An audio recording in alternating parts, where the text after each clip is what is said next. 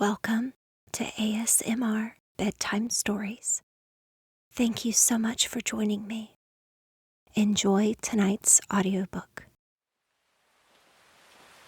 The Tale of Two Bad Mice by Beatrix Potter. Once upon a time, there was a very beautiful doll's house. It was red brick with white windows, and it had real muslin curtains and a front door and a chimney. It belonged to two dolls called Lucinda and Jane. At least it belonged to Lucinda, but she never ordered meals.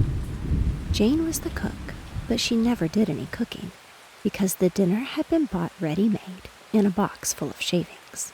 There were 2 red lobsters and a ham, a fish, a pudding, and some pears and oranges. They would not come off the plates, but they were extremely beautiful. One morning, Lucinda and Jane had gone out for a drive in the doll's perambulator. There was no one in the nursery, and it was very quiet. Presently, there was a little scuffling, scratching noise in the corner near the fireplace, where there was a hole under the skirting board. Tom Thumb put out his head for a moment and then popped it in again. Tom Thumb was a mouse. A minute afterwards, Hunca-Munca, his wife, put her head out too, and when she saw that there was no one in the nursery, she ventured out on the oilcloth under the coal box.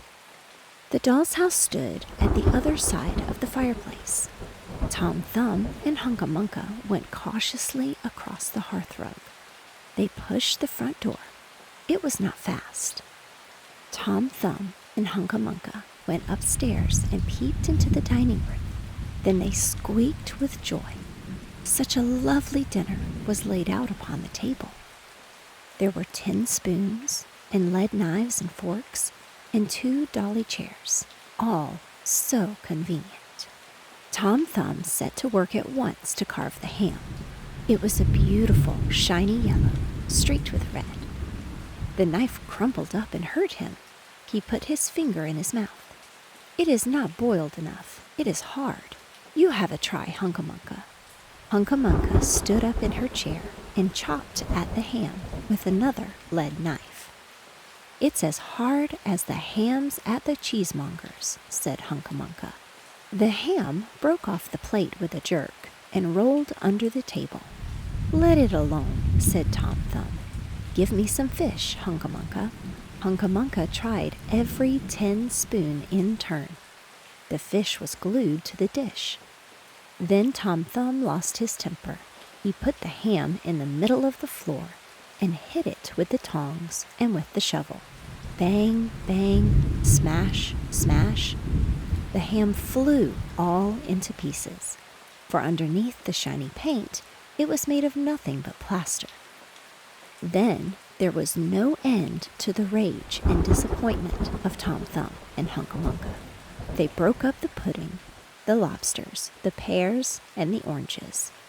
As the fish would not come off the plate, they put it into the red-hot, crinkly paper fire in the kitchen, but it would not burn either. Tom Thumb went up the kitchen chimney and looked out at the top. There was no soot. While Tom Thumb was up the chimney, Hunca-Munca had another disappointment. She found some tiny canisters upon the dresser labeled rice, coffee, sago. But when she turned them upside down, there was nothing inside except red and blue beads. Then those mice set to work to do all the mischief they could, especially Tom Thumb. He took Jane's clothes out of the closet of drawers in her bedroom and threw them out of the top floor window. But Hunca-Munca had a frugal mind. After pulling half the feathers out of Lucinda's bolster, she remembered that she herself was in want of a feather bed. With Tom Thumb's assistance, she carried the bolster downstairs and across the hearthrug. It was difficult to squeeze the bolster into the mouse hole, but they managed it somehow. Then Hunca-Munca went back and fetched a chair, a bookcase, a birdcage, and several small odds and ends. The bookcase and birdcage refused to go into the mouse hole. Hunca-Munca left them behind the coal box and went to fetch a cradle. Hunca was just returning with another chair when suddenly there was a noise of talking outside upon the landing. The mice rushed back to their hole, and the dolls came into the nursery. What a sight met the eyes of Jane and Lucinda. Lucinda sat upon the upset kitchen stove and stared, and Jane leant against the kitchen dresser and smiled, but neither of them made any remark.